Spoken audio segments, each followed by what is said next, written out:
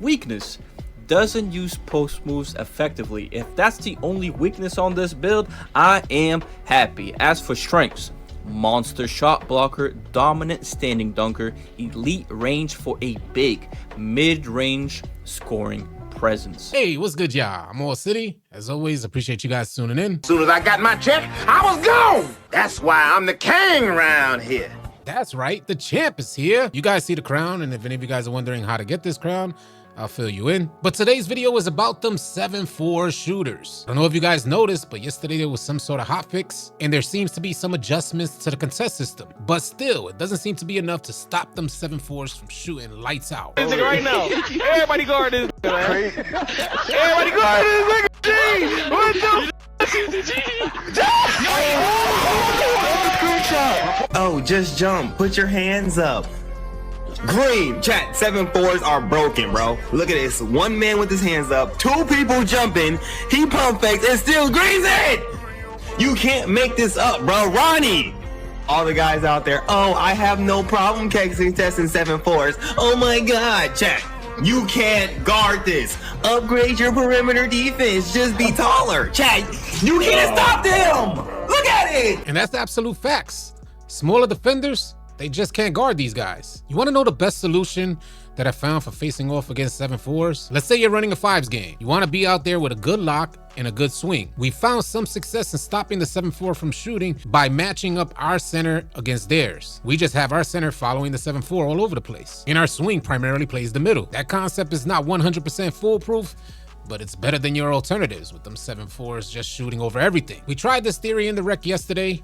Went up against a 7-4 that averaged 40 points per game, and we kept that man under 10 points. Their whole team primarily ran through that 7-4 shooting. The rest of the team was butt cheeks, and they were hoping that 7-4 would have carried them to a W. And when that 7-4 couldn't produce, the rest of the team collapsed. But that's not to say these teams aren't smartening up. They're going out there with 2 or even 3 7-4s. It makes me wonder what's the percentage of the community that created 7-4 builds. And what happens if 2K actually patches them? Them boys, they about to be sick. But I ain't gonna front, they had a good run and they had a good start to 2K26. Now for those of you who have been following the channel, you know I've been playing NBA 2K games since their very first release on Dreamcast. If I remember correctly, anytime that a shooting big had a good year and was successful at shooting, 2K never patched them throughout the entire year. I can't say for certain that that's going to be the case in NBA 2K26. Maybe the player base needs to adjust. It's possible that Mike Wang will leave 7-4 shooting alone, and if he does, that'll force the community to create different type of defenders. I would also like to add that I have never seen a build in NBA 2K history that forced this type of change. And me as a 2K player, I'm thinking if we can't beat them, then we just gotta join them, because surely we're not gonna be the folks that are left behind, not the AllCity crews. So in case any of you guys would like to make a 7-4, we got the build for you. In this video, we're gonna show you exactly how to make the 7-4 that's killing in the 2K community. And what good is a 7-4 if you don't have the right jump shot equipped? In fact, if any of you guys watching are struggling with shooting, then I highly recommend you guys join NBA 2K Lab Premium. They're running a bunch of tests right now. They've already got jump shots for you ready. Not to mention all the other inside information that they provide to help you be better players on the new game. If any of you want to get a step ahead of the pack, join NBA 2K Lab Premium today and use promo code AllCity. You can save yourself 20%. Now, before we get into the actual 7-4 build that's hurting everything out there, I wanted to show you guys, as promised in the beginning of the video, I'll show you how to get this crown. And we're gonna go into Street Kings, so that way you can see what you need to do to get this crown. I'll run right in. I ain't gonna front, that crown is just looking super dope. They did a really good job with that joint. We're gonna head on over to one of the parks. You guys wanna come to the board in either one of the parks, click on the board, and if you hit R1 to kind of go to the right, you'll see your rewards. And as you play Street Kings, you accumulate Street King XP. And the XP you gain through playing Street King games gets you a bunch of rewards, and I've already gotten all this stuff. I think, yeah, I'm at level 35. The next reward I get is the Shaq Big Head Pause. I got the sneaker head. Let me show you guys the sneaker head really quick, because man, it just looked goofy. Let me show you what it is before I continue on. I didn't know what they was thinking with that sneaker head, but I guess it kind of makes sense. Let me go on over to head here, and you can see what I'm talking about here. Remove conflicting. Look at the sneaker head. I'm like, are they serious? Like, they couldn't think of anything better.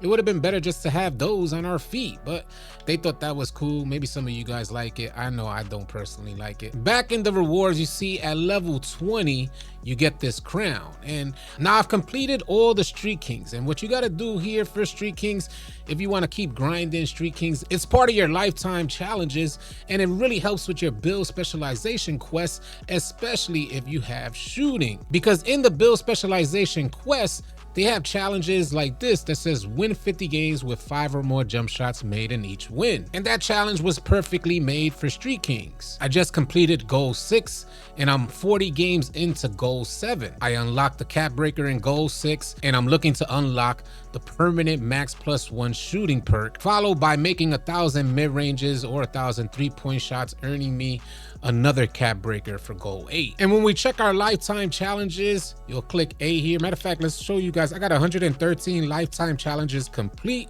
so I'm working towards that 200. We already got the cap breaker for the 100 lifetime challenges, and we're looking to run to get that second cap breaker at 200 lifetime challenges. I'll go into here and I'll scroll on over to the right. I'll just use my right stick to go on over to Street Kings, and as you guys see, defeat 10 bosses, 20 bosses, 32 bosses. There's 32 bosses that you need to unlock. Let me show you guys the board here. Each one of these bosses you're gonna have to play 5 times in order to unlock the trials at the top. As you beat them 5 times, and what happens is you'll see where it says upgrade meter. That upgrade meter for each time you beat them will go another bar forward into the red, and as soon as you get 5, you unlock their trials along the left side here. It also increases their stats. You see the stars by their name. It also increases their stats as you continue to beat them. NBA 2K26 is all about multitasking. Check your challenges and make sure you're not doing any additional work. The idea is to work smarter and not harder on NBA 2K26. Now, hands down, the good homie AllCityTron is one of the best build makers I have ever come across. He helped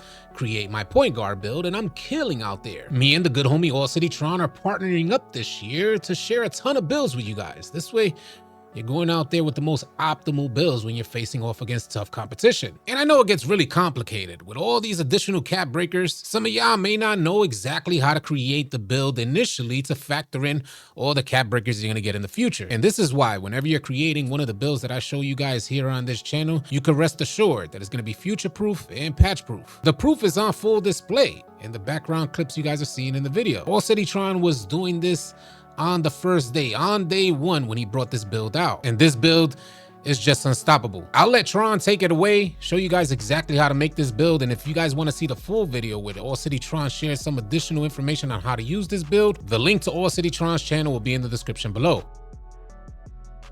And the weight is over 7'4" on the height, 232 on the weight, so you could at least get the silver brick wall, 7'4" wingspan, so you can max out your shooting and get the 89 3 ball with that 90 mid-range shot. As for the finishing, we went with an 85 close shot, a 72 driving dunk, and a 90 standing dunk, so you can get the gold rise up in the big man contacts.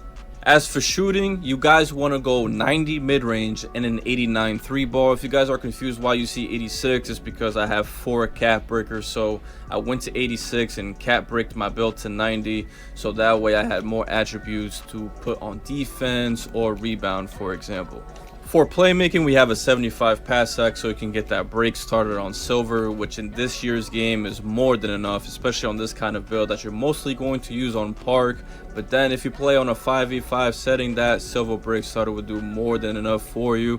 And then we get to the defense. It wouldn't be a Wemby build without defense, right? So a 78 interior, a 62 perimeter, a 40 steal, and a 93 block. The 93 block with the 78 interior gets you that gold paint patroller. As for the rebound, you want to go with an 83 offensive rebound. For the defensive rebound, you want to go 86, so you can get that box out beast on gold. You also get rebound chaser on silver. Then if you want, you can use your +1 badge upgrade to turn this into gold if needed. And then with your physicals, you're going to max everything out with a 61 speed, a 46 agility, an 83 strength, and a 73 vertical. And then you're finally done with the build. You're going to hit continue. You're going to get the shades of Kristaps Porzingis, Victor Wembanyama, Marc Gasol, and your archetype name is going to be a rim reaping stretch riser. What kind of goddamn name is that?